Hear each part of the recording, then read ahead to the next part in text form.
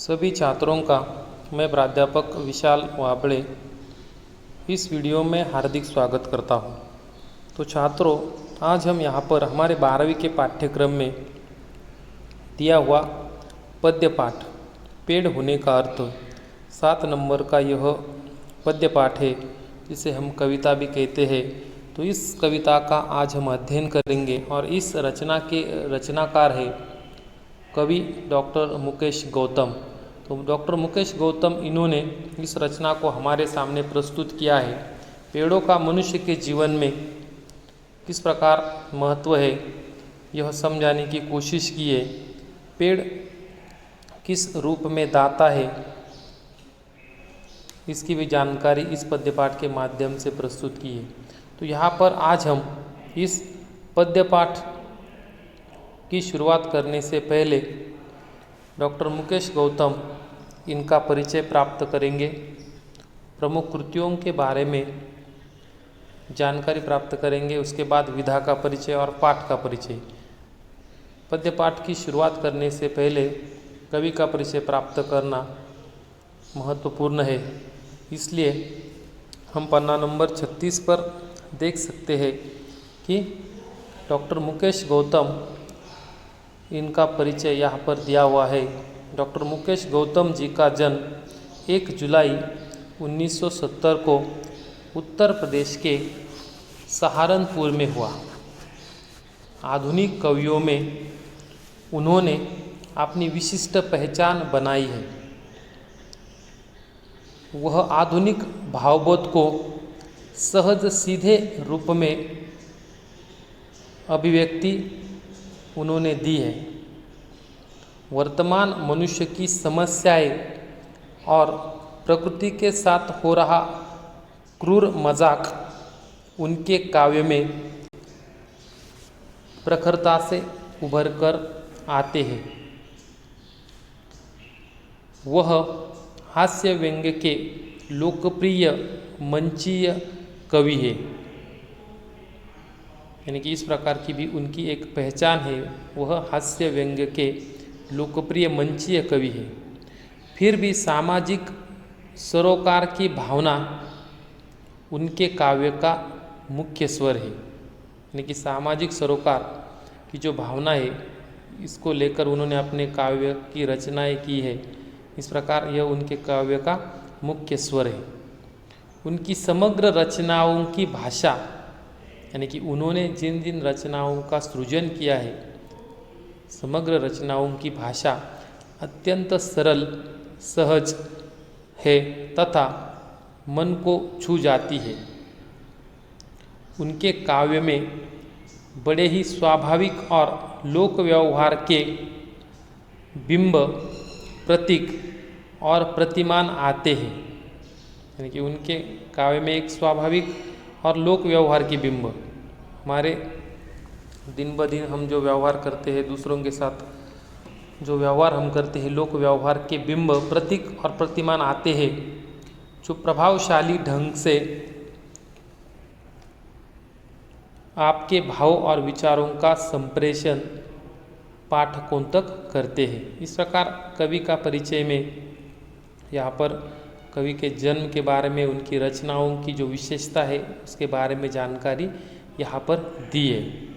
यहाँ पर डॉक्टर मुकेश गौतम इनकी जो प्रमुख कृतियाँ हैं, उन कृतियों के बारे में यहाँ पर जानकारी दी है। हम देखेंगे कि उनकी कौन सी प्रमुख कृतियाँ हैं। तो अपनों के बीच, सतह और शिखर, सच्चाइयों के रूबरू, वृक्षों के हक में, लगातार कविता, प्रेम समर्थक है पेड़, इसकी क्या ज़रूरत थी, इस प्रकार के उनके कविता संग्रह आदि उनकी प्रमुख कृतियों की जानकारी यहाँ पर दी हुई है।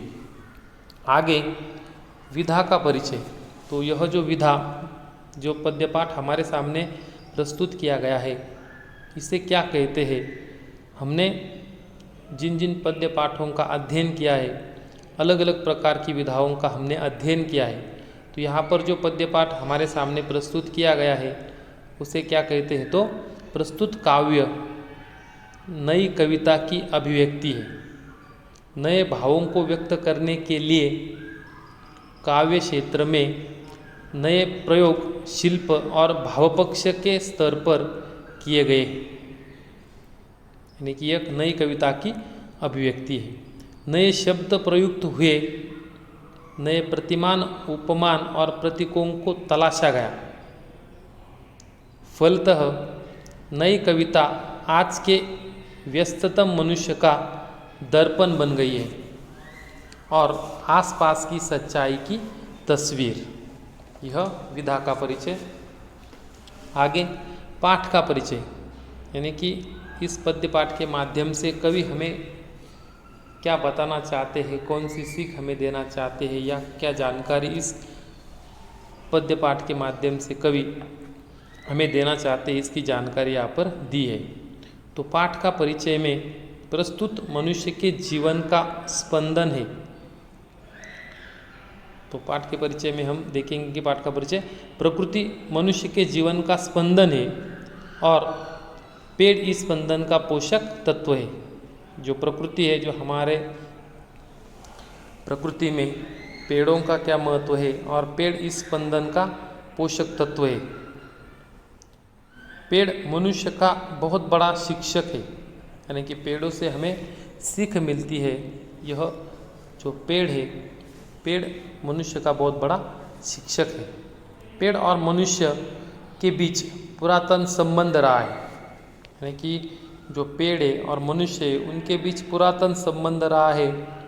पेड़ ने भारतीय संस्कृति को जीवित रखा है, यानी कि पेड़ों की पूजा तक की जाती है।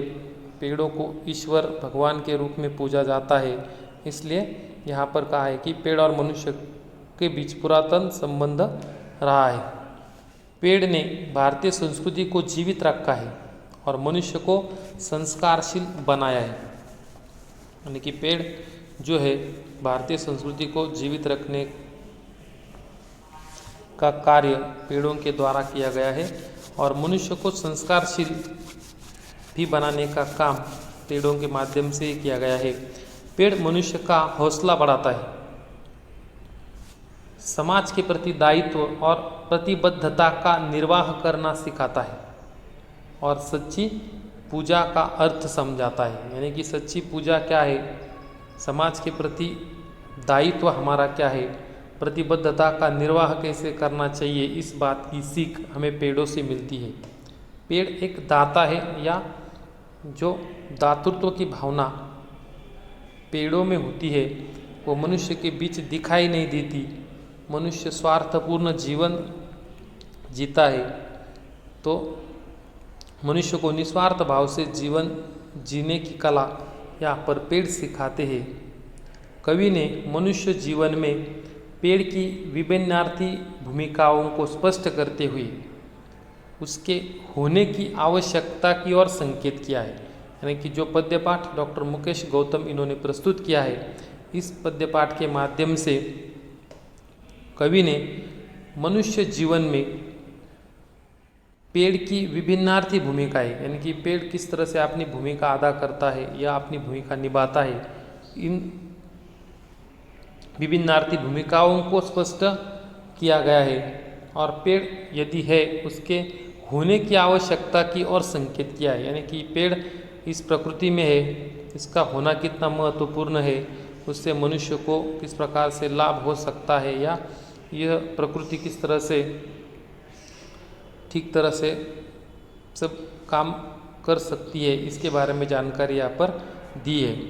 सब कुछ दूसरों को देकर पेड़ जीवन की सार्थकता को सिद्ध करता है, यानी कि जो हमारे पास है वह सब कुछ पेड़ दूसरों को देता है, यानी कि पेड़ निस्वार्थ भाव से अपना दायित्व, अपनी प्रतिबद्धता का निर्वाह करता है। उसी प्रकार मनुष्य को भी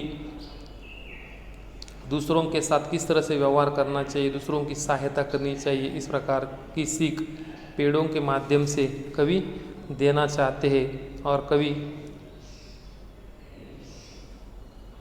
पेड़ होने का अर्थ इस कविता के माध्यम से इस बात को हमें समझाना चाहते हैं। तो यहाँ पर हमने कवि परिचय, प्रमुख कृतियाँ, विधा परिचय और पाठ का परिचय इस प्रकार की जानकारी हमने प्राप्त की है। तो अगली वीडियो में, अगली तासिका में हम पद्य पाठ का आरंभ करेंगे और इस पद्य पाठ की जानकारी प्राप्त करेंगे। तो आज के लिए इतना ही। धन्यवाद।